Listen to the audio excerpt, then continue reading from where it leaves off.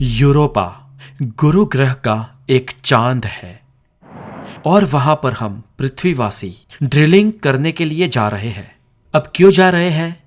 क्योंकि वहां पर भरपूर मात्रा में पानी और कुछ कुछ जगहों पर नेचुरल रिसोर्सेज मौजूद है। तो वहां पर क्या जीवन भी मौजूद होगा?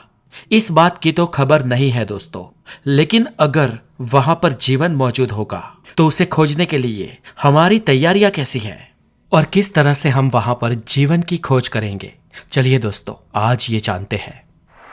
सबसे पहले तो दोस्तों आपको ये बता दूं कि हमें यूरोपा पर स्नोप्स मिल चुके हैं। अब ये स्नोप्स क्या है? तो फ्रेंड्स, सी यानी कि कार्बन, एच यानी कि हाइड्रोजन, एन यानी कि नाइट्रोजन, ओ यानी कि ऑक्सीजन, पी यानी कि फॉस्फोरस एंड एस यानी कि सल्फर। और ये वो तत्व है जो कार्बन आधारित जीवन के लिए बहुत ही जरूरी है। और इसकी खोज से हमें यह पता लगता है कि शायद यूरोपा की सरफेस पे ना सही, उसके अंदरूनी किसी हिस्से में ही, सूक्ष्म रूप में ही सही, वहां पर जीवन की मौजूदगी हो सकती है।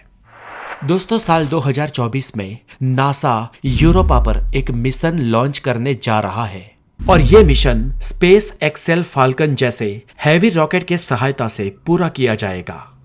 और ये रॉकेट 10 मेट्रिक टन जितना वजन वहां पर ले जा सकता है। और इतना ही नहीं, ये रॉकेट किसी भी ग्रह पर ग्रेविटी के हिसाब से अपनी गति को बढ़ा या घटा भी सकता है। ये रॉकेट 39,600 किलोमीटर पर आवर की स्पीड से अंतरिक्ष में उड़ सकता है। यूरोपा पर ऐसी 4 जगहें तय की गई है जिनमें से किसी एक जगह पर इस रॉकेट को उतारा जाएगा और ये चारों स्थल यूरोपा के इक्वेटर पर स्थित है।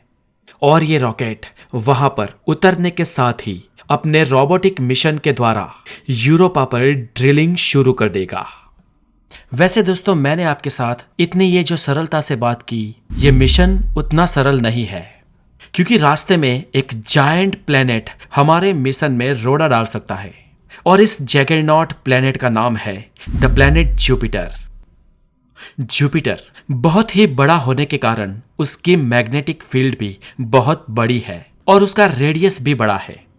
जुपिटर की मैग्नेटिक फील्ड अर्थ के हिसाब से 20,000 गुना ज्यादा है और इसके रेडियस की तीव्रता भी बहुत ज्यादा, जिस वजह से जुपिटर के मैग्नेटिक फील्ड में से पसार होने वाला कोई भी यंत्र या कोई भी उपकरण डीएक्टिव होने के या खराब होने के चांसेस बहुत बढ़ जाते हैं।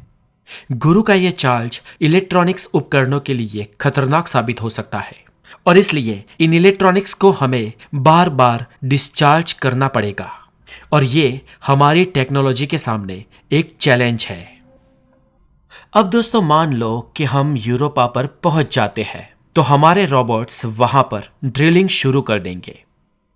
और अब क्योंकि वहां पर पानी के समुद्र के ऊपर बर्फ की एक मोटी चादर है, एक मोटा थर है और ये ड्रिलिंग हमें यूरोपा पर बिछी बर्फ की मोटी चादर के आर पार करनी है।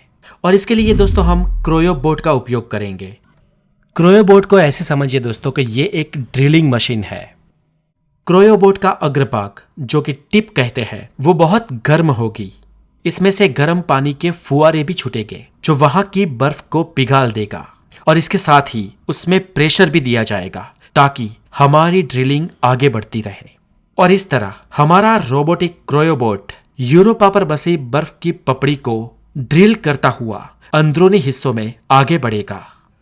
अब दोस्तों, आपके मन में यह सवाल उठ सकता है कि क्रोयोबोट की नोक जब हमें गर्म करनी होगी या उसे सतत गर्म रखने के लिए ऊर्जा की जरूरत पड़ेगी, तो वो ऊर्जा हम वहां पर कहां से लाएंगे? तो ये एनर्जी दोस्तों हमें मिलेंगी फिशन रिएक्टर अथवा रेडियो आइसोटोप हीटिंग के माध्यम से।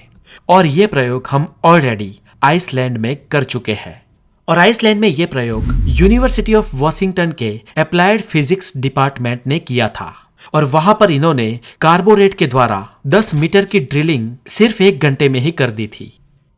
इस क्रायोबोट की लंबाई 2.5 मीटर और मोटाई 25 सेंटीमीटर थी और इस आकार के इस कद के क्रायोबोट को यूरोपा की बर्फ पर उसकी सरफेस को चीर कर पानी तक पहुंचने में करीब 10 साल लग जाएंगे। लेकिन मान लो कि इसका कद अगर दोगुना कर दे, यानी कि उसकी लंबाई 5 मीटर कर दी जाए और चौड़ाई 50 सेंटीमीटर, तो ये काम सिर्फ 4 सालों में पूरा हो जाएगा। अब दोस्तों, बर्फ के अंदर भेजे गए इस क्रायोबोट का हम पृथ्वीवासियों के साथ संपर्क होना भी बहुत जरूरी है और अंतरिक्ष में सूचनाओं का आदान प्रदान मैसेजिंग रेडियो रेस के द्वारा होता है। लेकिन दोस्तों यहाँ पर एक बात जान ले कि बर्फ के अंदर रेडियो रेस काम नहीं करती है और इसीलिए यहाँ पर वैज्ञानिकों ने लेजर की मदद ली है और इस लेजर के द्वारा अंदरूनी संदेश भी हमें प्राप्त होता रहेगा। दोस्तों इस क्रायोबोट के साथ हम एक फाइबर ऑप्टिकल भी भेजने वाले हैं जिससे सूचना को भीतर से ऊपर तक यानी कि यूरोपा के गर्भ से उसकी सरफेस तक भेजा जाए। अब दोस्तों जैसे ही ये क्रायोबोट बर्फ की चादर को चीरकर पानी को ढूंढ लेगा वैसे ही वहां पर 4 कृत्रिम मछलियां छोड़ी जाएंगी। ये मछलियां रोबोटिक मछलियां होगी जो मानव सर्जित होगी और इन कृत्रिम मछलियों को हाइड्रोबोट कहा जाता है और इन मछलियों में प्रोपल्सन इंजन लगे हुए हैं जिन इंजन की मदद से ये मछलियां वहां का निरीक्षण करेगी। अब दोस्तों आप ये भी सवाल पूछ सकते हो कि तो फिर इन मछलियों को भी ऊर्जा की जरूरत पड़ेगी क्या? तो दोस्तों जवाब है जी हाँ, बिल्कुल पड़ेगी। तो दोस्तों ऐसा है कि ये मछलियां चार्जिंग पे काम करती है और जैसे ही इन मछलियों की ऊर्जा खत्म होने वाली होगी वो खुद ब खुद क्रायोबोट तक आ जाएगी और क्रायोबोट उन्हें फिर से चार्ज कर देगा। हालांकि दोस्तों क्रायोबोट की भी ऊर्जा ड्रिलिंग करते वक्त खर्च होती रहेगी, लेकिन हमारा क्रायोबोट ऊर्जा रहित नहीं होगा क्योंकि दोस्तों उसे एक और जगह से भी ऊर्जा मिलती रहेगी और वो जगह है again one and only the planet Jupiter. दोस्तों जुपिटर इतना बड़ा ग्रह है कि वहां की ग्रेविटी के कारण यूरोपा के बर्फ के भीतर के पानी में भी टाइडल वेव्स उभरती रहती है, यानी कि वहां पर भरती के मौजे आते रहते हैं और इन वेव्स के सहारे भी वहां पर ऊर्जा प्राप्त होती रहेगी। और इन पूरे प्रयोग के माध्यम से वो हमने भेजी रोबोटिक मछलियां वहां पर जीवन की खोज करेंगी। दोस्तों अगर नासा साल 2024 में जीवन की खोज में यूरोपा पर रॉकेट भेजती है तो वो रॉकेट वहां तक पहुंच जाएगा साल 2026 तक। और अगर आकार में थोड़े बड़े क्रायोबोट का उपयोग करेंगे तो शायद हम 2030 तक ये जान पाएंगे कि गुरु के सबसे बड़े ग्रह यूरोपा के भीतर जीवन मौजूद है या नहीं है। तो दोस्तों आज के लिए इतना ही और अगर आप नए हैं तो हेल्दी नॉलेज के लिए द नॉलेज को जरूर सब्सक्राइब करें। अपना बहुत सारा ध्यान रखें। Have a good day, take care.